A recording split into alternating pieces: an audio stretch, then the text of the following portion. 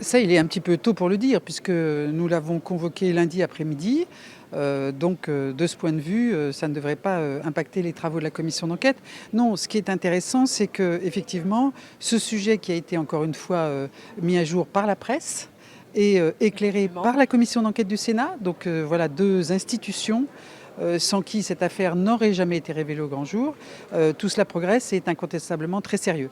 Nous avons entendu hier le directeur de cabinet du président de la République qui nous a dit des choses assez surprenantes Oui, Patrick et Sroda a très lâché un certain affirmatives. nombre de bombes hier autour du nombre de voyages effectués avec les passeports diplomatiques par Alexandre Benalla, une vingtaine, et puis surtout cette falsification de papier à en tête pour pouvoir obtenir un passeport de service auprès du ministère de l'Intérieur. Ce qui était très étonnant, me semble-t-il, c'était qu'il était très affirmatif. C'est un haut fonctionnaire, un serviteur de l'État, il ne parle pas impunément. On l'a connu beaucoup plus prudent l'été dernier. Oui, et puis bon, c'est quelqu'un qui est très sérieux, c'est un grand serviteur de l'État.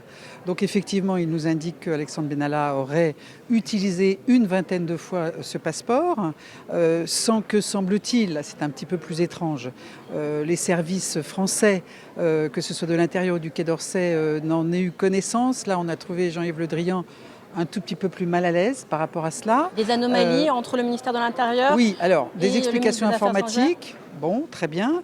Un manque de curiosité incontestable, parce que qui ne connaissait pas Alexandre Benalla Vous n'êtes pas convaincu?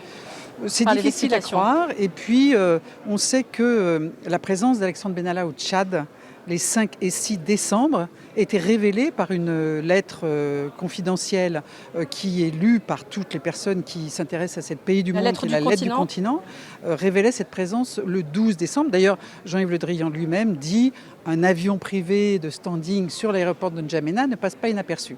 Pour autant, Jean-Yves Le Drian nous a dit n'avoir été informé qu'après le 24 décembre, en fait, après la sortie dans la presse française, l'article du Monde, de la présence d'Alexandre Benalla, et à ce moment-là seulement, interrogeant l'ambassadeur qui lui-même reconnaissait avoir oublié de le prévenir. Bref, on est dans quelque chose qui est, si on est gentil, une organisation de pieds nickelés, si on est plus suspicieux, dans quelque chose où on n'est pas totalement sûr que ce soit la réalité. En tout cas, pour revenir à la question de la garde à vue, il y a au minimum une accumulation de passeports, un usage qui n'est pas conforme à la réglementation puisqu'il n'était plus en poste, je parle d'Alexandre Benalla, et par ailleurs, et là-dessus nous n'avons pas d'éléments pour l'établir, les propos de Patrick Sroda indiquant que cela avait été établi à partir d'un document qui n'était pas authentique, etc., etc.